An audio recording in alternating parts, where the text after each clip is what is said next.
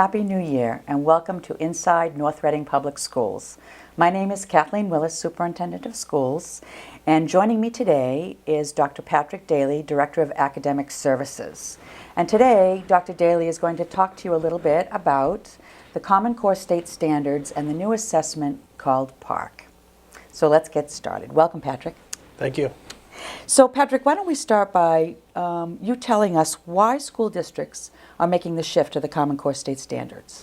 Sure. Well, thank you for the opportunity. I've been giving this talk and conversation with school committee meetings and some of the buildings, and we had a parent night for math where some of this information was shared.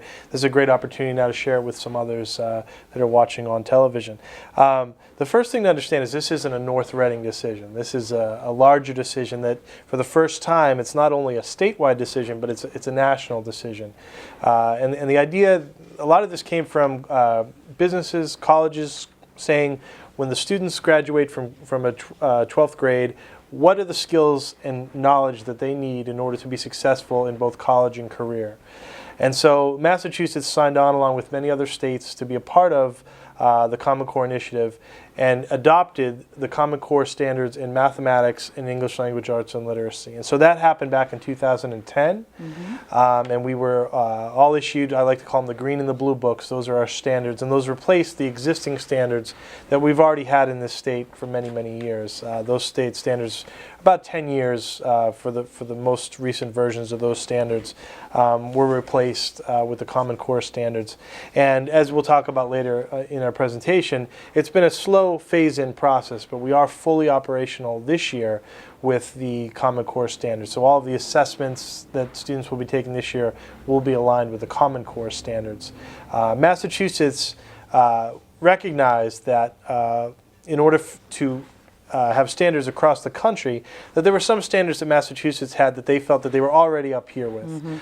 We come from a community with lots of science and technology growth, as we know, and so Massachusetts was not going to sink to the middle. They wanted to make sure they held their high standards. So you'll see in the Massachusetts standards that there's some standards that are plus standards. So those are standards that the Common Core includes all the standards, but there's even a few extras that Massachusetts included.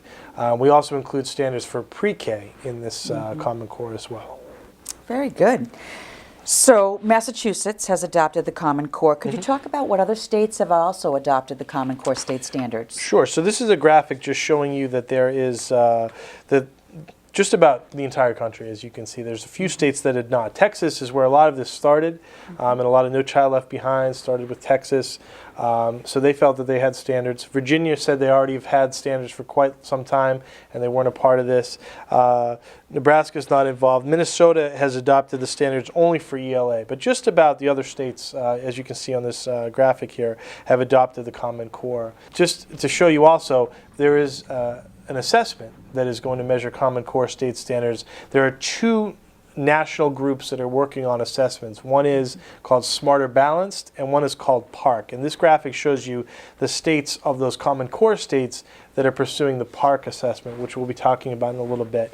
And our Commissioner of Education in Massachusetts, Commissioner Chester, is the chair. He's on the board of governing the PARCC assessment. So we've really had Massachusetts had a key role in developing that assessment based upon our successful MCAS assessment. Sure. We've taken the lead in that. So you just mentioned that there's going to be a new assessment that will accompany the new Common Core State Standards. So could you tell us just what is PARCC? Sure. So the PARCC assessment is the Partnership for Assessment for Readiness for College and Careers. And so we've heard quite a bit about PARCC in a couple of different ways. One is the field test, which is necessary in order for the test itself to be vetted, to make sure we understand all the components of PARCC. But if adopted by the Massachusetts Board of Education, the PARCC assessment would replace the MCAS assessment that we know in mathematics and in English language arts. So those are the two areas that PARCC is being developed. There are some differences with PARCC from the assessments that we now know as MCAS. So PARCC has two main components. One is a project-based assessment, what they call the PBA, and then also an end-of-year assessment, which is called the EOI, the end of year. PARCC actually has four components. One of them is a diagnostic, another is a mid-year assessment, and those are optional for districts, and we'll find out more about those in the coming years. But the two pieces that all districts would take part in would be this PBA and the end of year. So sometimes now when we think about the MCAS assessment, we think about the long composition and some writing done in March, more of the English language arts testing done in April, and then in May we do the math. As we go through in this presentation, I'll show you how there are pieces of both math and ELA as a part of the PBA, the project-based, and that's going to be your tasks that are more narrative, they take longer to do for the students, longer to write out, and also to score. And then the end of year will be a quicker turnaround with multiple choice. And if you think about it, since one of the big pieces that's going to be different with PARCC is that it's taken on the computer, the turnaround for those entering of multiple choice is almost instantaneous. Just like when you apply for your driver's license now, you can take that test and you get your feedback right away. That similar would apply to the PARCC assessment. So that's some major changes there. Another piece that I would want to point out is the PARCC assessment is a timed test. MCAS is an untimed test. So special education students would have unlimited time as per their individual plan. However, students would have an assigned amount of time, let's say 45 to 60 minutes. Then there would be an assigned amount of overtime. But at the end of that overtime, that would be the end of the test. Right now with MCAS, it's an untimed test. So that's a big difference as well. That is a big difference. Well, you mentioned that we've adopted standards for English language arts and for mathematics.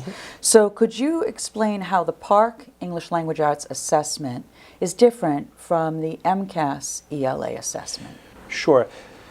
The PARCC assessment is going to have several components. For the performance-based assessment, you'd have a literary analysis, a narrative task, and you'd have these research simulations. So the idea that you're able to generate ideas from multiple sources. How do you test that in a window? So PARCC has some ideas on that. And the end of the year would be really this reading and comprehending of complex texts.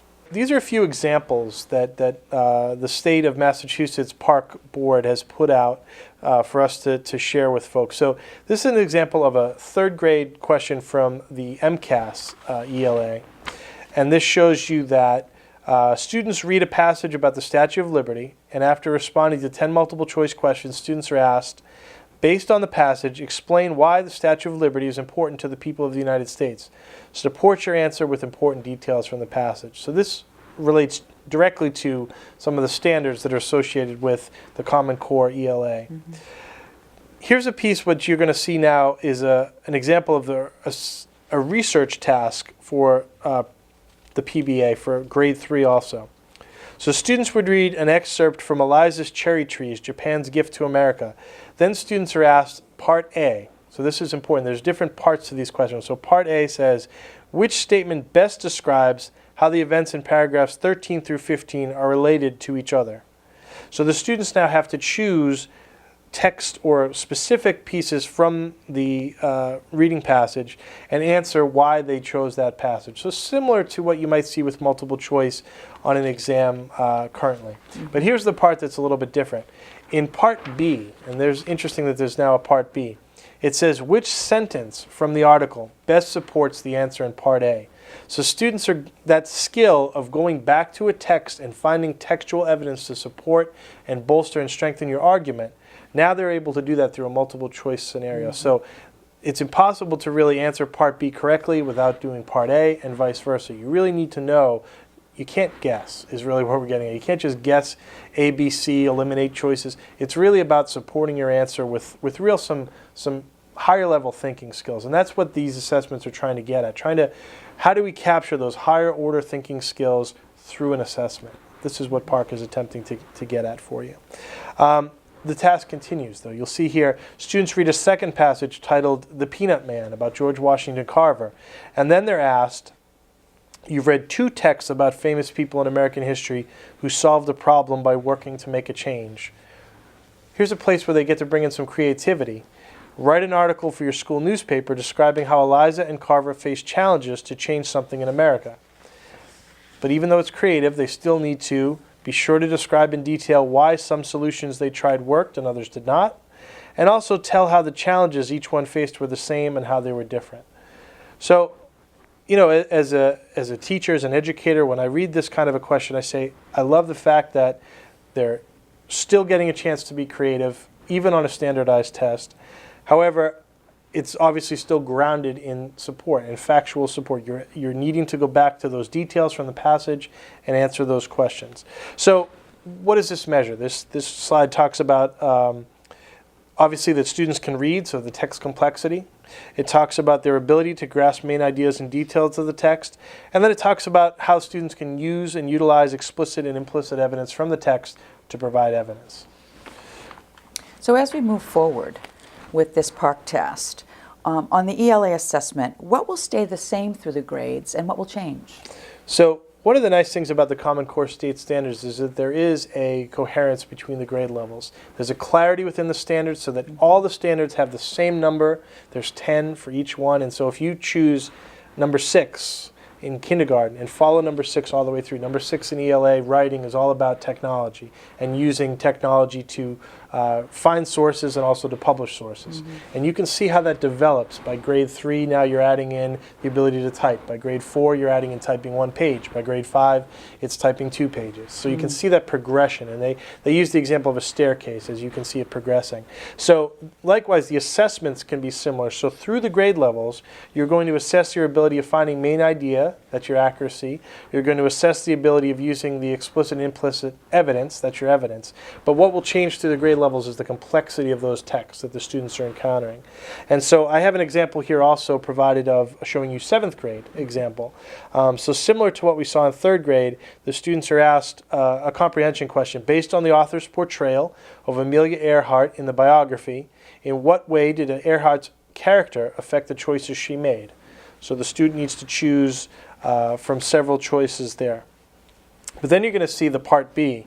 There are 2 pieces of evidence now. So the student's given choices A through F with detail from the text. The student now needs to choose which 2 pieces best support the answer in part A. So it's a very complicated, interesting kind of question that I think it can really get at those higher order thinking skills if done well.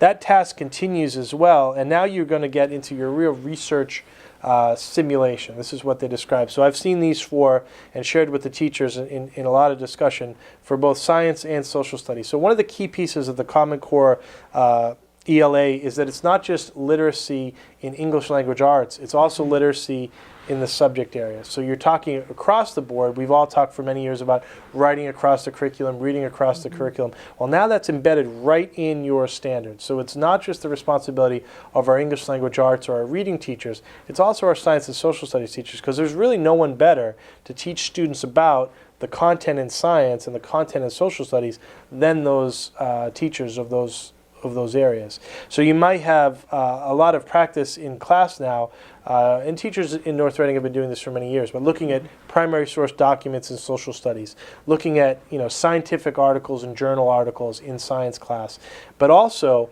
working in part of these research projects, video. You might watch a 5 or 10 minute clip in a video and use that now as another source of information, because that's what our students are doing. They're reading, but they're also working with video, also working with interactive charts and diagrams. So I've seen an example with a genome or a DNA strand, and trying to, how do the students manipulate that interactive graphic and then also answer questions about it. What did you learn from that information? So that's, when you talk about informational text in the Common Core, that's another piece of it. It's looking at charts and graphs and interactive graphics and taking that information to use as evidence in your arguments. So here's an example of a question. This is all part of this Amelia Earhart. You're looking at the biography of Amelia Earhart, which is a reading passage. You're also looking at Earhart's final resting place, Believe Found, which is a reading passage, but then also a video, Amelia Earhart's Life and Disappearance, which is a video. And the question is, consider the argument each author uses to demonstrate Earhart's bravery. Write an essay that analyzes the strength of the arguments related to Earhart's bravery using at least 2 of the text. Remember to use textual evidence to support your idea. So this is where they're trying to simulate this research project in a short amount of time. So all of these examples are on the PARCC website, and our teachers have been looking at that for many years. Parents can go on and look, and also they have some examples of the different types of questions and projects at each grade level. So they're slowly releasing a lot more information. Great. Well, thanks for that insight into the change for the ELA assessment. Yes. So let's switch gears, and if you could just give us another summary of how the PARCC math assessment will be different from the MCAS math assessment. Sure. So with the PARCC math assessment, there's the PBA and there's the end of year. So the performance-based assessment earlier in the year there's 3 types of mathematics questions they're going to ask. There's type 1, type 2, and type 3. The type 1 questions are tasks about concepts, skills, and procedures. Type 2 tests are about expressing mathematical reasoning. And type 3 are about modeling and applications. So obviously the type 1 assessments, those concepts, skills, and procedures, you can do a little bit of that during the earlier part of the year, and you can do a lot of that, and exclusively the type 1 assessments in the latter part of the year. Mm-hmm. And the other nice piece of all this, by spreading out, by having both math and ELA in the earlier part of the year, the turnaround time for the district to get the feedback on student results. Currently with MCAS, we get preliminary results, which are really the product of a lot of the multiple choice questions. We get those in the early summer where we're able to make some decisions, get some early feedback, but those narrative tasks where students are typing or writing information take a lot longer to turn around. So by putting all those tasks at that earlier piece of the year during the PBA section, we should get that feedback sooner. And like I said before, the end of the year assessment questions are almost an instant turnaround. So we should have a lot more information a lot sooner to make better decisions for kids during the summer, which will be great for the fall. So in math, as we know in Common Core, there's a huge shift. There's focus, coherence, clarity, and rigor. I want to talk about the focus for just a minute because there's less information at each grade level. So one of the ideas with the math practices is we, instead of going mile wide and inch deep, we're able to go into certain areas and learn them really, really well. Learning place value at the early stages, learning fractions in those middle, upper elementary grades, and learning about proportions and ratios in middle school, really laying a foundation for those skills in algebra so that students don't feel like they're left behind. So students really have a solid foundation. And the only way to do that well is to not try and cover everything, to really focus on some areas.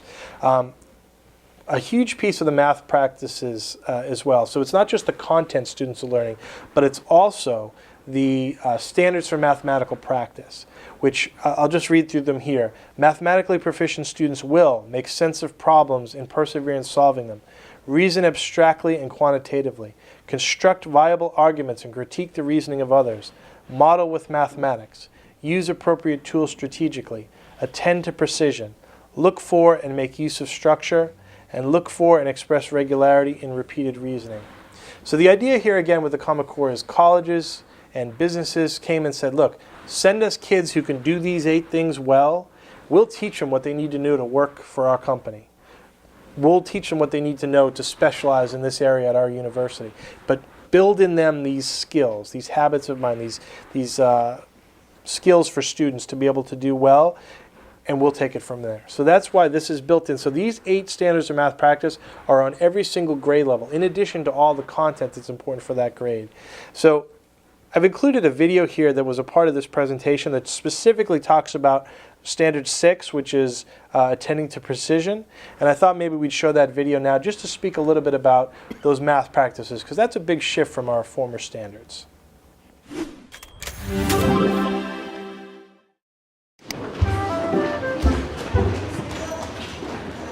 In the Common Core, we have both practice standards and content standards.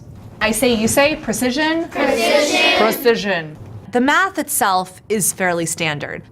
Calculate the surface area of a complex shape. But what I think makes it uniquely Common Core is that in addition to the content standard, we're working with this practice standard around precision. Precision is when we're using really specific language that's very clear and very easy to follow our thinking. So students are not only seeking to find surface area, but they're also sort of reflecting on, are they being precise in their language? Are they being precise in their calculations? And are they being precise in how they communicate the problem-solving practice? Precision means like the right place, or... It means that you're accurate, which is a synonym for right. And it means that you're specific. Now, with the practice standards, it, I think, is an opportunity to reflect more purposefully on how am I directly tying this into instruction and planning. To find the surface area of a complex figure, we must use blank. What do you think, Fernando? I think we should use precision. How do you all feel about that? Nayeli, I totally agree. I'm going to write precision. I would like us to write precision as a class. Precision. Which means? Which means our math work is accurate. Oh, how do you feel about that? Which means our math is accurate. I underestimated us. I'm very impressed with your precision of language. And within there, where I chose to really zoom in on is that specify units accurately. Being a stickler, so not just saying 34, but 34 inches. Here's a simple shape. It's quadrilateral. How do I find the area of it? What should I do? Fernando. I think you should do 4 inches Thanks for being precise, okay. times 4 inches. Plus 3. Plus 3 what? Plus 3 centimeters squared. Thank you. Well, is it inches though? I mean centimeters. It's just such a nice natural tie-in to surface area. Multiply 8 times. 8 what? 8. That's okay. You're so close. 8 centimeters times. 6 centimeters. So let's write it down. Can I write it? I should have asked. Can I write it on your paper? Yeah. Thank you, ma'am. Times 6 centimeters. And what is our products? 48. 48 what? French fries? So 40. The Eight. product is 48 centimeters. Centimeters. Square. Beautiful. I know it's important for my students to be precise in their calculations and in their communication. But I haven't, until today, actually asked them to focus themselves and to use some metacognition around the ideas of precision. Why is precision important in this? Mari, then Chris. Precision is important in this because it's one of the main things in the math. Tell me more about that though. Like, can I get help? Do you want some? Yeah, take some think time. Chris, well, is it okay if I let Chris, because I did say I was going to go to him. Is that cool? It's also important because if you just make one mistake, it could ruin your whole, the whole problem. And that's what happened to me in Czech mastery, because instead of adding, I multiply. And that's what got me kind of confused at the first time. Yeah. So precision is important in terms of being accurate, for sure. I think what you saw today is saying to students, I want you to focus on precision. That is our focus together. Precision? Precision. Precision. Really naming that focus for students and shifting the responsibility to them is something that, with Common Core, that is newer to my classroom. The answer is 37 centimeters squared. Excellent.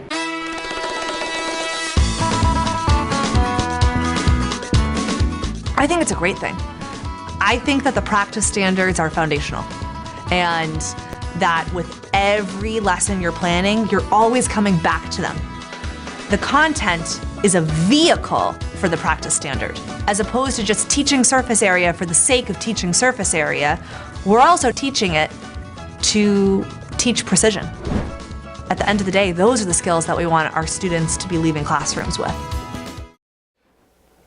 So when I watch that video, something I find very interesting is that, I think as a student, I always knew, make sure I labeled feet versus inches, but it was more, I didn't want to lose credit on the test, or I didn't want to, I think it's more this, now this metacognitive, that students really know why they're doing it, why they're being precise, and that's so important for students to know and understand. So I think that there are some changes with the mathematics that can be expressed through the assessment questions themselves. So this is an example of the previous mathematics standards. We're going to focus here on place value. You can see that it's about exhibiting an understanding of base 10 number system by reading, modeling, and writing and interpreting whole numbers to at least 100,000 to demonstrate an understanding of the values of the digits and comparing and ordering the numbers. The other standard is rounding whole numbers through 100,000 to the nearest 10, 100, 1,000, 10,000, and 100,000. So here's a typical question from MCAS from 2013. What is 8,614 rounded to the nearest 1,000? And students can look at that question and they can, use their knowledge in order to demonstrate their understanding. An ABCD question, it's a good question. It measures something of their understanding. Students could also guess on that kind of an answer, and that's why you would have multiple questions like that so that they wouldn't be guessing every time. Good question, but let's look at the PARCC questions, which I think represent an ability to maybe get at some deeper skills that Common Core asks for. Notice the verbs in the standards. So these are the Common Core state standards for math. Generalize place value understanding for multi-digit whole numbers. Read and write multi-digit whole numbers using base 10 numerals, number names, and expanded form. Compare two multi-digit numbers based on meanings of the digits in each place using greater than, equals to, and less than symbols to record the results of comparisons. Use place value understanding to round multi-digit whole numbers to any place. So there's more activity. Students are doing something here. They're not guessing. So how do we get an assessment that's going to measure that? Let's look at these questions here. So one thing to keep in mind, as I mentioned earlier, the PARCC test, big shift here, and we understand there's a lot to consider with this, is going to be taken on a computer. So this first question about place value now says, it's a picture of a stadium, and it says, baseball stadiums have different numbers of seats. Drag the tiles to arrange the stadiums from least to greatest number of seats. So there's a tile for San Francisco Giants Stadium, there's one for the Washington National Stadium, there's one for the San Diego Padres Stadium. And the student is actually clicking on a mouse, dragging the slide, the tile, let's say, to the open box below. Now my son is in preschool and he has his iPad. Kids are doing this already. They're taking their fingers and they're dragging and they're dropping. If this test were taken on an iPad, which it could be if you had a proper keyboard, a student could be actually using their fingers to drag and drop. So now they're putting things in order. So it's students able to show relationships there. They're able to do that. I think it's fascinating. It's very interesting. You can imagine doing fractions in a similar way where you're showing 3/4 by dragging apples to a grid. But as I look at that question, I say that's really neat. It's interactive. But in some ways, it's easier than even the question we saw for MCAS. But remember, this is Part A. Let's look at Part B to get at some of those higher order skills. Here's Part B. Compare these statements from two students. Jeff says, I get the same number when I round all three numbers of seats in these stadiums. Sarah says, when I round them, I get the same number for two of the stadiums, but a different number for the other stadium. Can Jeff and Sarah both be correct? Explain how you know. So students now are responding, typing. So we're going to have to work on our typing skills, and we're going to be practicing that in all of our classrooms. But they'll be typing into a box to respond their mathematical reasoning and thinking. There's also a Part C. Part C really gets at this transfer skill. So we think about the ability of a student to take something that they've learned and extrapolate that and extend it to the real world. And this question says, when rounded to the nearest 100, the number of seats in Aces Baseball Stadium is 9,100. What is the greatest number of seats that could be in this stadium? Explain how you know. So a student now has to think, you know what, there could actually be more seats than the 9,100 because if it's 9,149 and rounded down. And that's a skill that they may not have, they may have thought, oh, only rounding up, how could you have a lower number? So that'll be really interesting. It's the same skill. The example I love is when students are asked, what's the remainder of number of students on a school bus? You can't have a remainder. You can't have a partial student. So it's that ability to take the math and also know when you need to transfer it to the real world in order to answer the question. So I thought that was an interesting examples that they've shared of different questions. The real world application really does make a difference. Absolutely. And it takes what students are learning and apply it to what they know in their everyday life. Right. Big piece of the Common Core. Absolutely. Thanks for that summary about mathematics. So now let's talk about what will take place in the transition from MCAS to PARCC, and just what does that mean for North Reading? Great. So as I mentioned earlier, we've been working with the new frameworks for several years. And Massachusetts did a slow transition. So the first year was familiarize yourselves with the Common Core standards. The second year was looking at those standards that are common to both the old and the new, and the assessments that they had only asked questions that were common to both standards, so that teachers and students were prepared for those questions.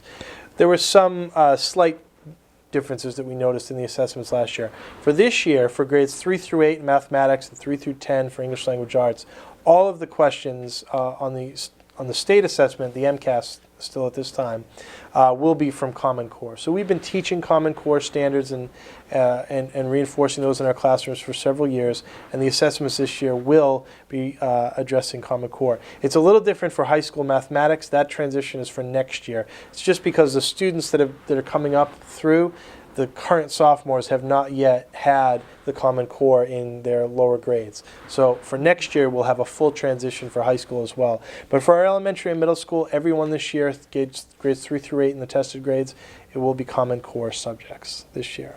Very good. And standards. And for North Reading, we're using everyday mathematics. For the mathematics, yep, we are doing we're using everyday mathematics is a program we've been using in North Reading for many years.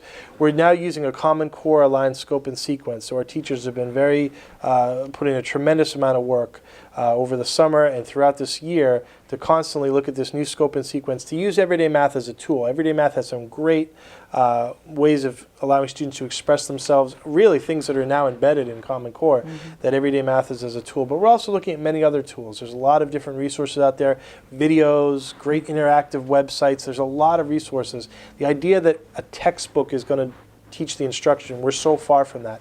Our teachers are using every resource available, iPads and apps and software and all different places to explore for their reading. And with the curriculum for English Language Arts, it's a matter of looking at, like I said, it's not just English Language Arts, but also Science and Social Studies.